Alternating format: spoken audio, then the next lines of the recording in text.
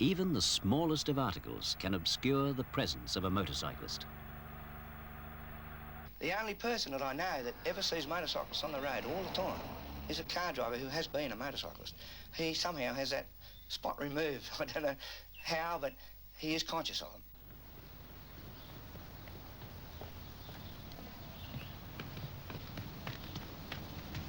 I'd been driving a car for about 14 years before I first started riding, and it was a revelation to me just how important it is for a motorist to keep all his senses about him. A motorbike and its rider aren't a particularly easy thing to see on the road, and I was very, very conscious of the fact that I just hadn't been seeing motorcyclists until I started riding myself.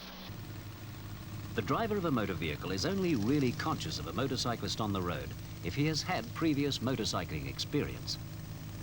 How often does one hear this remark? And if this is the case, we must also ask the question, why? To ride a motorcycle with any degree of safety, it is of enormous benefit to understand the problems that may be encountered from the other vehicle driver's point of view. Are they hard to see? Well, sometimes they are when they creep up on your left-hand side. They're very hard to see. You know, they come up on you before you realise what's happened, and they're there. And they come up on a car before the car realises. Like most car drivers check in their rear vision mirror as they drive along to sort of have an idea of what the traffic is going behind them. And then a bike can get up there so much faster that it can miss the sort of normal scanning that a car driver does. If a bike comes over a hill and the sun's in my face, I'm looking towards the sun, I'm really lucky to see a little thin bike. I don't think most bikies realise that. I didn't. Out the west on the straight road, the long stretches of road, there's a lot of them you can't see them coming at you, because of the colour of the bike and the way the countryside is. And I've seen blokes come out from behind you in cars and they've nearly got them. In this car, for instance, the poles at the back, between the windows, a bike is really fine, and quite often I just don't see it. You can't see them out the side, these things here, unless you've got a side mirror, you just can't see them. They're sort of, especially on the passenger side, that's the worst side. Even when you look out the window, if you turn around to look out, you can't see them. If they come in on the left-hand side, it's very difficult. You can't see them with a modern car.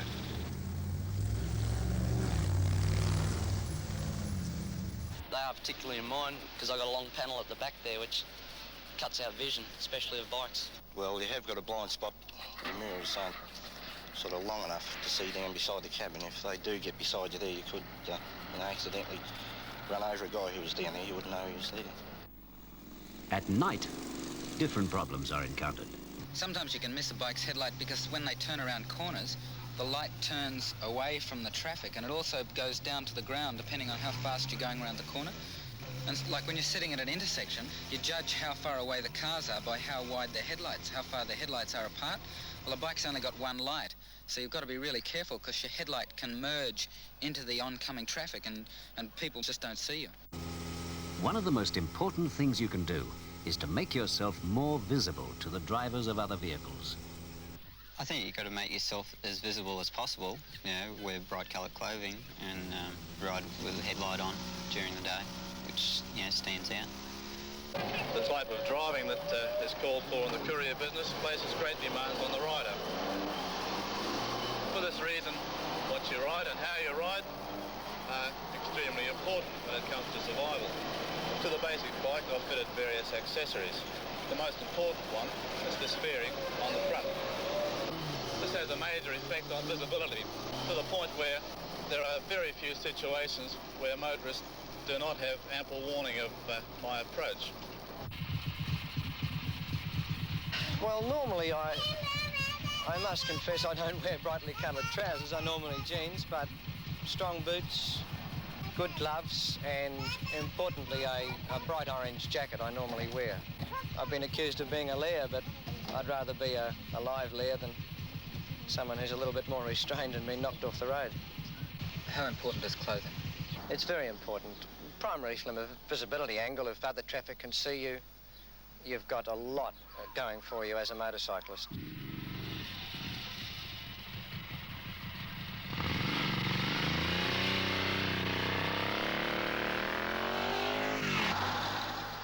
At night, or in wet or overcast conditions, the use of the headlight and the wearing of bright-coloured clothing become even more important.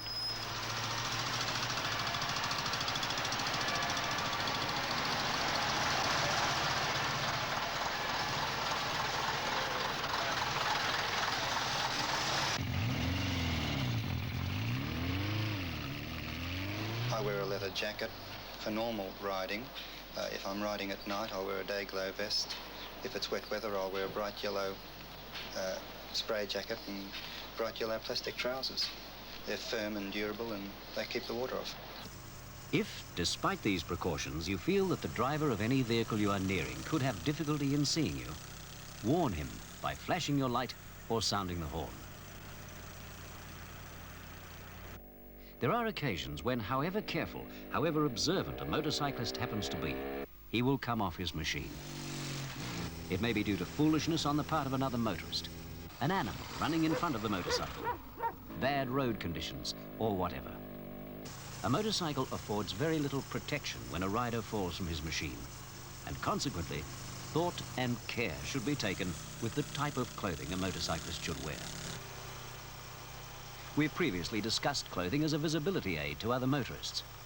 But what about clothing as an aid to the motorcyclist himself? Above all else, a person starting to ride motorcycles has got to become aware of the fact that they are not as safe as four wheels, and therefore he must compensate by making himself as safe as he possibly can. I have come off one of the bikes once, and protective clothing, although it didn't stop me breaking my arm, certainly stopped me getting all sorts of abrasions and things. Invariably on a slow accident, you sort of fall heavily straight from the upright position to horizontal, and your head invariably contacts the ground. With a sliding action, the bike breaks traction, wheels will let go, and all you do is slide along the ground.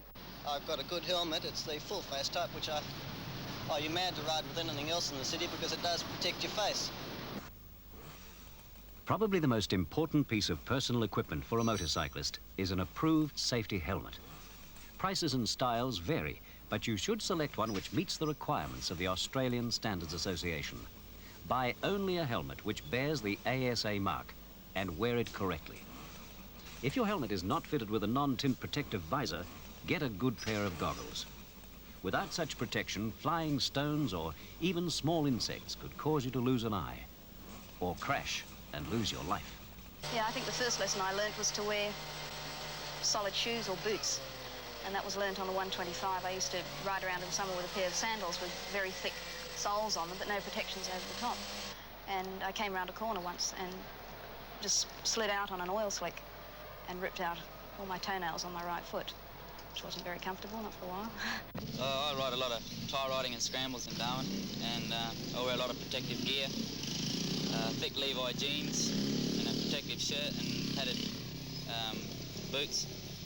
And a lot of the people I ride around with do the same sort of thing. But you see a lot of the bikey types on their big groups. I don't care less what they wear. I don't think it's got anything to do with the climate up here. Maybe a lot of the people don't even realise what's going to happen to them if they fall off with shorts on or thongs, no shoes. They just don't realise the skin they're going to lose.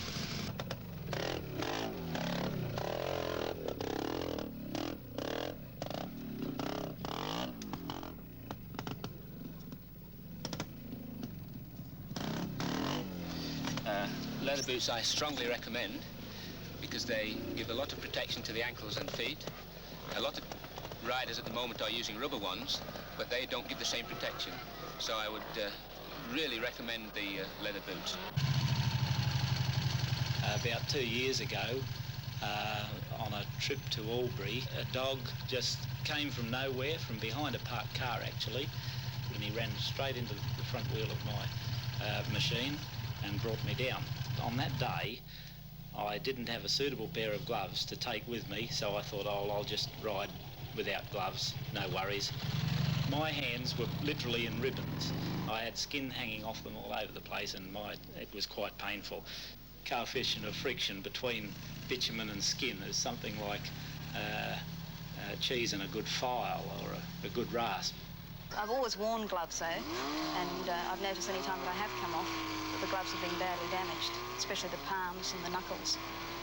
And I feel that this would be a necessity to wear gloves, wear a good solid jacket and boots. If you can't wear boots, then wear at least, say, strong shoes that have, say, finish at the ankles, because often you can lose your shoes in an accident.